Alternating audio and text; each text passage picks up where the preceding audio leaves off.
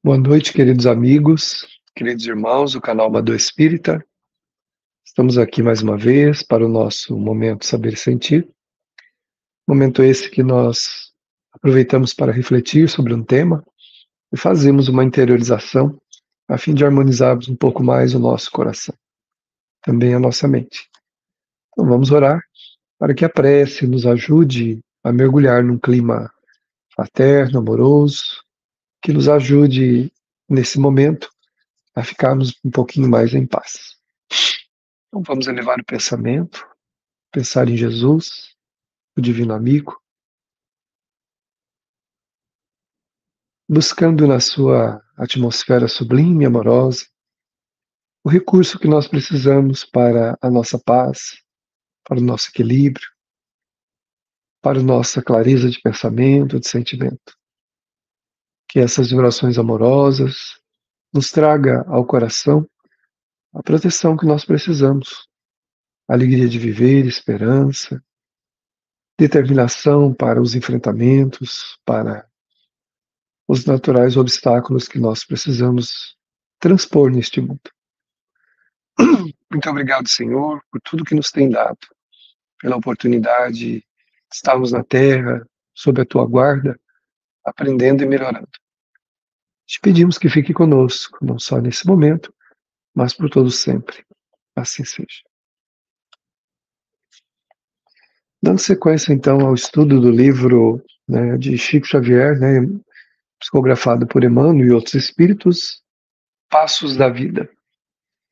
Hoje o capítulo é o capítulo de número 7, titulado O Mal e o Remédio, de autoria do espírito Onofre, assim denominou esse espírito. Então vamos agora à leitura para a nossa reflexão.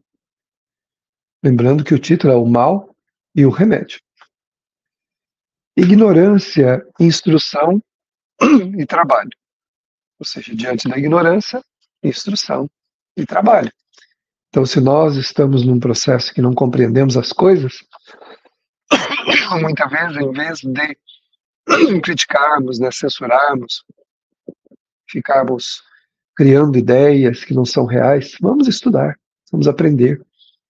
Até mesmo em matéria de doutrina espírita, muitas vezes encontramos pessoas que têm opiniões próprias a respeito das coisas, que estão distantes do pensamento espírita, distante daquilo que o pensamento espírita nos propõe. E dessa forma nós acabamos, quando fazemos isso, nós acabamos por fazermos qualquer outra coisa, menos espiritismo, Se nós não compreendemos como a doutrina espírita se professa, ou se nós não queremos realmente praticá-la como ela indica, nós estamos fazendo alguma coisa que não é espiritismo. E não terá o efeito sobre nós que a doutrina espírita tem sobre todo aquele que lhe segue os preceitos, todo aquele que segue o direcionamento apresentado pela doutrina espírita. E o trabalho, que é o grande incentivador das nossas almas, que nos traz grande possibilidade de exercitarmos os potenciais que nós temos. Sem trabalho, nós atrofiamos, em qualquer sentido que se imagine esse trabalho, seja ele material ou espiritual. Se nós ficamos de braços cruzados, naturalmente atrofiamos os recursos que trouxemos para desenvolver na Terra. Ou deixamos enferrujando, Se nós trouxemos algum potencial para poder fazer isto ou aquilo, e nós não fazemos, nós deixamos aquilo ali como uma água parada, criando bichos, enferrujando. Isso vai nos custar um pouco caro mais para frente.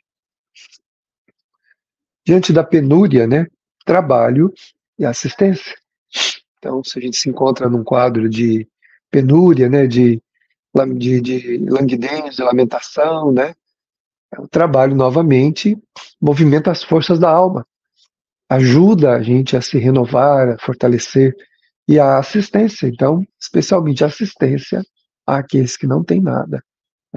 Então, se eu me sinto triste em relação à minha própria vida, vou em busca de outras vidas que têm menos que eu, têm menos oportunidades que eu, mais dificuldades que eu tenho. Eu vou, então, encontrar a grande possibilidade de vencer essa tristeza, essa languidez que de vez em quando pode tomar conta de nós. A tristeza, que é um estado mais profundo, que antecede a depressão, inclusive, Normalmente a depressão, ela começa de um estado de tristeza, onde a pessoa vai mergulhando, mergulhando, mergulhando, e devemos ficar atento. E ela fala, então, consolação e trabalho, né? Então, se eu me sinto triste, que tal consolar os outros? Que tal me propor a fazer alguma coisa que console, que traga benefícios à alma de alguém? E o trabalho, mais uma vez, que faz com que esse mal que esteja na minha alma, ele perca as forças diante do esforço que eu faço para empreender alguma ação no bem, alguma ação positiva. Angústia, que já é esse estado mais que a depressão traz, né? Que o malefício íntimo traz. Trabalho e paciência. Então, se eu me encontro angustiado diante de um enfrentamento, diante de um problema, diante de algo que me fizeram, ou diante de algo que eu fiz, de alguma situação da vida que não é muito positiva, então o Espírito coloca como antídoto, né, remédio, o trabalho e a paciência. Então eu preciso ter paciência, né? O Chico sempre dizia que foi dito a ele: tudo passa, né? Os momentos felizes também passam, mas também os momentos tristes, os momentos de tormento, de provação, também passam. Se nós tivermos a devida paciência de aguardar essa oportunidade desse mal passar, ele vai passar. Se nós entramos em desesperação, naturalmente vamos cair no despenhadeiro das consequências inevitáveis. Então, todo desespero, toda loucura traz consequências graves para o espírito. Diante da ofensa, né? Quem nunca foi ofendido? Se não foi, será. E naturalmente as pessoas, em algum momento, com a liberdade, né, o livre-arbítrio que possuem, ofendem os outros, como nós também. Muitas vezes ofendemos sem nem saber, né? Quanto mais assim, sabendo, né, que há quem tem o hábito de não controlar as palavras, né, e falam qualquer coisa, direcionam qualquer coisa ruim para os outros, né? Então, diante de uma ofensa, trabalho e esquecimento. Vamos esquecer a ofensa. Não vale a pena ficarmos presos, né? Ficar preso naquele momento ruim, naquela dificuldade ali, né? Remoendo aquela ofensa, aquelas palavras, né? Tem diz assim: nunca vou esquecer o que você me falou, como se isso fosse uma grande virtude, fosse um grande bem, né? Dizendo no português bem assim, né? Baixo mesmo, esculachado, né? Azar o meu, se eu não esquecer aquelas palavras, azar o meu, porque aquelas palavras vão ficar me envenenando, né? Aquele que proferiu muitas vezes nem se lembra mais que fez isso. A pessoa às vezes nem lembra que falou alguma coisa que feriu os outros, e a gente guarda aquelas palavras, elas ficam ecoando, né? Ecoando na acústica da alma, aguardando o quê? Aguardando que a gente a esqueça. Tire, não dê atenção. O ofensor tem o direito, embora ou melhor, ele tem o livre-arbítrio de fazer com as suas palavras o que ele quiser, inclusive de nos ofender. Sempre comento isso e vou voltar a comentar, porque eu acho isso muito importante para mim e sempre divido isso com as pessoas.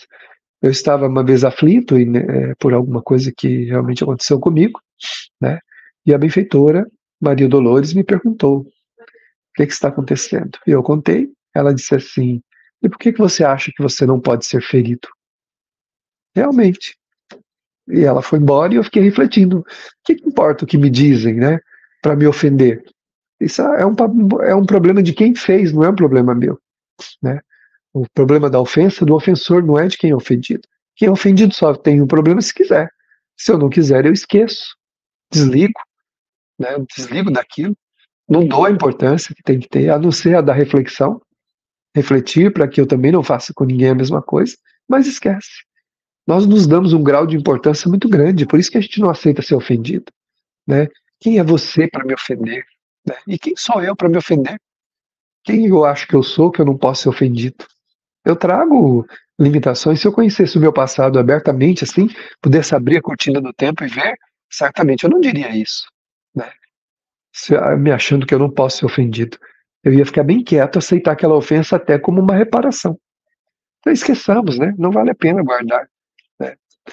E tem pior do que a ofensa é a calúnia, né? Aí o Espírito coloca aqui o perdão e o trabalho também, né? Perdão diante da calúnia, Perdoar não quer dizer concordar. Eu não estou dizendo que o outro está certo quando eu perdoo. Eu estou me libertando da amarra que pode ser criada entre eu e ele. Porque se eu não perdoo, eu fico vinculado àquele que eu não perdoei. Então a pessoa que eu mais detesto nesse mundo estará mais próxima de mim sempre, até que eu resolva aquele problema. Nessa vida, em outra vida. Em outra vida, possivelmente estaremos juntos. Nessa ainda estamos separados, embora vinculados. Numa outra vida estaremos juntos. Então, melhor perdoar. E o perdão é um ato que nos liberta, não liberta o outro. Nos liberta dele. Mas ele não está livre do que ele criou. Então isso é um problema dele, não é? O nosso dever é perdoar. Mas perdoar no sentido assim, de realmente tirar do coração aquele sentimento que nos incomoda quando nós lembramos do fato. A gente, quando lembra do fato, né? Quando a gente não perdoou, o coração fica apertado, muitas vezes vamos às lágrimas, sentimos angústia. Perdoar é lembrar do fato e não se sentir mal com aquilo. E o trabalho. Em todos os sentidos imagináveis, o trabalho continua sendo o antídoto, porque ele ocupa a nossa mente, as nossas mãos. Tem uma mensagem num livrinho que eu li, né, que diz assim: viva de tal modo que o caluniador nunca tenha razão. Então, ou seja, se fazem calúnia, se é calúnia mesmo, por que a gente está dando importância para isso? Continuemos vivendo para que ele não tenha razão. Ali na frente, a calúnia vai se diluir, e quem vai ficar comprometido com a própria consciência e com os outros vai ser ele. Então, viva de tal maneira que o caluniador nunca tenha razão. Agora, se ele tem razão, não é porque ele falou, aí é porque eu fiz. E se eu fiz, o problema é meu. Não é porque ele disse que eu fiz. Aí eu tenho que pensar e mudar, porque senão isso me fará mal. Obstáculo. Quem não tem? Todos temos obstáculos em nossa vida. Todos temos obstáculos. E é preciso que nós tenhamos obstáculos, porque eles são testes, provas que nos ajudam a crescer. Diante deles, o quê? Trabalho e diligência. Tomemos providências. Como é que eu posso contornar esse obstáculo? O que eu tenho que fazer? Qual é a minha contribuição? Em vez de me revoltar, de ficar ali lamentando, batendo a cabeça no chão, né? Batendo a cabeça na parede, gritando, brigando, né? Diante do obstáculo, procurar ajuda, procurar soluções e trabalhar, continuar trabalhando, materialmente e espiritualmente, na caridade, no amor ao próximo, para ocupar a mente e o sentimento, de maneira que nós encontremos naturalmente, pela inspiração, a solução dos problemas que nós precisamos. Tentação. A tentação, asseverou Jesus que nós deveremos vigiar e orar para não cair em tentação. Mas a tentação, nós confundimos ela como as coisas do mundo que nos seduzem, e não é verdade. É o que está dentro de nós que encontra no mundo uma maneira de ser colocado para fora, de ser praticado. Então, se eu tenho um desejo, eu encontro uma maneira de realizar esse desejo. Então, não foi aquela situação que me tentou, mas o meu desejo que me tentou. Então, eu tenho que trabalhar dentro de mim os valores, mudar a pessoa que eu sou, para que eu não me sinta tentado a fazer isso e a fazer aquilo, a me comprometer assim ou daquela forma. Então, sou eu que vou me sentir inclinado, tentado, de acordo com as minhas tendências. Então, a tentação nunca é de fora. Nossa, aquela pessoa caiu daquele jeito, mas também aquela tentação era grande, né? Em qualquer âmbito que se queira pensar. Não, a tentação não era fora, era dentro da pessoa, né? Se alguém a não ser que você seja alguém, um maníaco que não tenha que tenha algum descontrole mental, aí se alguém te falar assim, olha, coma esse tijolo aqui, é delicioso, você vai olhar para o tijolo e falar assim, mas um tijolo delicioso? De jeito nenhum, tijolo é feito de barro, de um pó ruim, né? Como que eu vou comer isso aí? Não tenho vontade nenhuma de comer tijolo. Se a gente tem vontade de comer tijolo, nós temos que buscar ajuda, né? Tem algum problema aí psicológico que a gente tem que resolver. Mas como que um tijolo é minha tentação? Não, tijolo não é minha tentação, porque eu não tenho vontade de comer tijolo, né? Agora, tem lá um pudim gostoso, uma comida gostosa que é prazerosa, mas eu não posso porque eu tenho algum problema de saúde. Então, quando eu vejo aquela comida, é a comida que me tenta? Não, o meu desejo, que faz com que eu a deseje. E desejando-a, eu tenho a opção de fazer ou não fazer. Então, tem que tomar providências, né, nesse sentido, para que, através da prece e do trabalho, eu consiga me fortalecer. Por isso que Jesus falou, vigia e ora. Vigiar é prestar atenção nos nossos defeitos, prestar atenção naquilo que nos compromete e orar pedindo a Deus forças para não praticar. Senhor, eu tenho esse defeito, eu gostaria muito de receber forças para não praticá-lo. Essa ajuda nunca é negada por Deus. Agora, dizer assim, Senhor, tira da minha frente essa tentação. Isso não vai acontecer. Se eu pedir forças para resistir, sim. Se eu pedir para afastar, não. Até porque a tentação não é de fora. A tentação é de dentro. Ninguém é tentado naquilo que não tem em si uma vontade, um desejo, uma matriz ali na alma que lhe estimula daquele sentido. Qualquer sentido que seja. Né? Eu tenho um amigo que ele disse uma vez, eu nunca toquei um cigarro e tenho ojeriza de cigarro, porque eu tenho certeza que o dia que eu pegar um cigarro na mão, nunca mais eu vou largar. Eu sinto que eu já fumei em outra vida, eu sinto que eu já me destruí com o cigarro, com o tabaco. Eu disse, se você sente, então é uma verdade. Né? Se você tem esse sentimento, é uma verdade. Então, você tem que evitar. Então, o cigarro é a tentação? Não.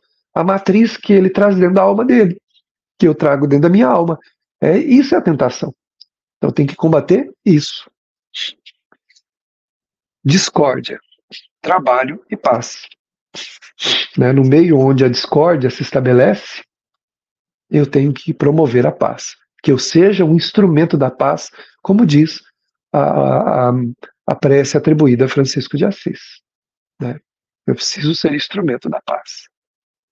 Se eu entro no clima da discórdia, me torno mais um contribuindo com o desequilíbrio do lugar. Mais uma vez trabalhando pelo bem geral. Eu vou aprender a conservar a paz em toda parte. Então, sempre desejar, sempre empreender ações e praticar a paz.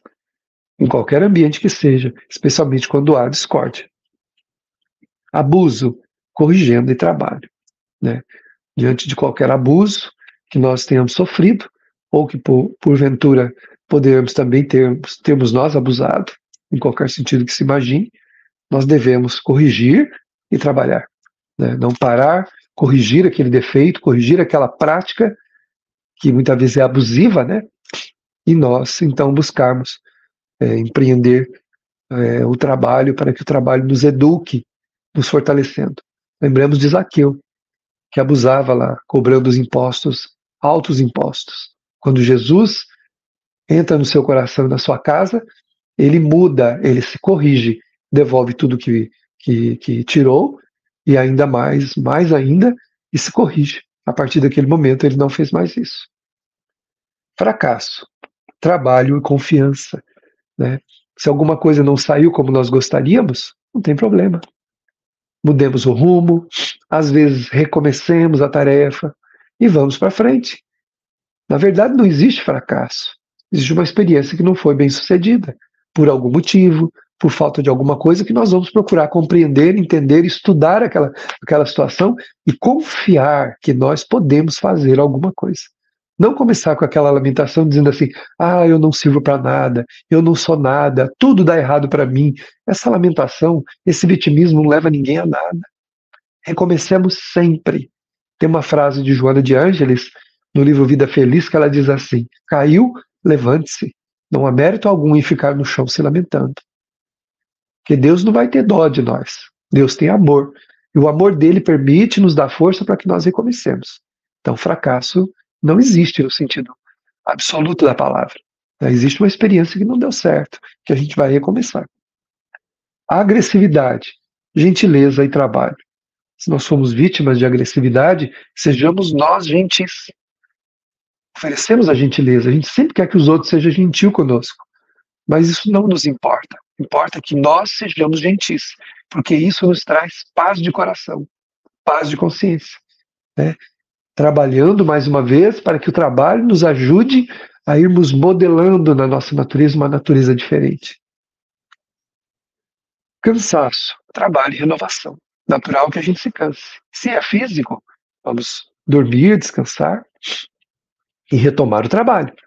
Não parar nunca, né? E ele fala aqui, então, renovar-se, né? Renovar as forças, renovar o ânimo. Se a gente está cansado, né? Há quem diga assim, eu estou cansado de servir, estou cansado de fazer o bem, eu estou cansado de agir dessa maneira. Renove-se, renove-se na prece, frequentando ambientes de meditação, ambientes espirituais, acolhedores, um círculo de amigos bondosos, de corações bons, onde a gente se renova, se refaz e prossegue, jamais desistindo de seguir. Perturbação. Diante da perturbação, calma e trabalho. Né?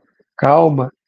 Se tudo estiver perturbado, o ambiente estiver perturbado, aconteceu que a gente está perturbado por alguma ação mental, espiritual ou de pessoas, calma, vamos agir com calma, com serenidade, dizer a nós mesmos, está tudo bem,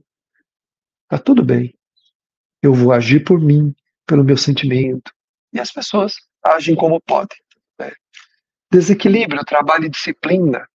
Então, diante dos desequilíbrios, se for nosso, se for dos outros, disciplina, vamos colocar uma disciplina de ação, vamos agir assim, fazer um programa metódico, bem feito, para a gente seguir e sair daquele quadro, né, perturbador que o desequilíbrio nos traz. Porque o desequilíbrio é exatamente a desorganização da nossa vida. Está tudo desorganizado, nós nos desequilibramos. Então vamos arrumar as coisas, vamos nos organizar. E aí ele fala desânimo, otimismo e trabalho. Quem não sentiu desânimo? Quem já nunca sentiu desanimado? Então vamos renovar o nosso ânimo, né, com otimismo, olhando para a vida com esperança. Amanhã certamente será um dia melhor. O futuro será melhor do que agora. Tudo vai caminhar para o bem. Há pessoas que dizem assim, esse mundo não tem jeito. Tem jeito sim. Jesus disse que os mansos possuirão a terra. Então terá no futuro uma terra da mansidão. Então nós devemos confiar nisso e prosseguir. Diz o Espírito, em toda dificuldade que se expresse como sendo o mal, o remédio, será sempre a atitude certa com o apoio no serviço. A terra é a nossa grande escola. O amor é o sol que sustenta e ilumina, com a bênção da educação, mas o grande ensino para a solução de todos os problemas será sempre trabalhar. Nunca cruzarmos os braços, né? Deixando que a ociosidade ou que a nulidade das nossas forças tome conta da nossa vida. Servir é sempre a melhor oportunidade para nos renovarmos. Mergulhando agora, então, na vibração sublime do amor de Jesus, sentindo-a invadir a nossa alma, fazendo uma limpeza de todos os fluidos tóxicos, perturbadores que nos envolvem. Nesse instante, percebamos a sublime vibração que emana de Jesus para nós, tocando o nosso coração, tocando a nossa alma, harmonizando o nosso sentimento. É Jesus em nós, com o seu hálito amoroso, divino, o seu sopro restaurador, partindo da sua natureza sublime. Sentimos um refrigério que toma conta do nosso espírito. A alegria renasce em nossas almas. E os nossos olhos que antes choravam, agora se sentem motivados a sorrir. Mesmo que sob dificuldades. Levantemo-nos, prossigamos, abraçados por essa vibração que nos acolhe. E nesse acolhimento envolvente de Jesus, vamos dizer: muito obrigado, Senhor. Muito obrigado, meus amigos, meus irmãos.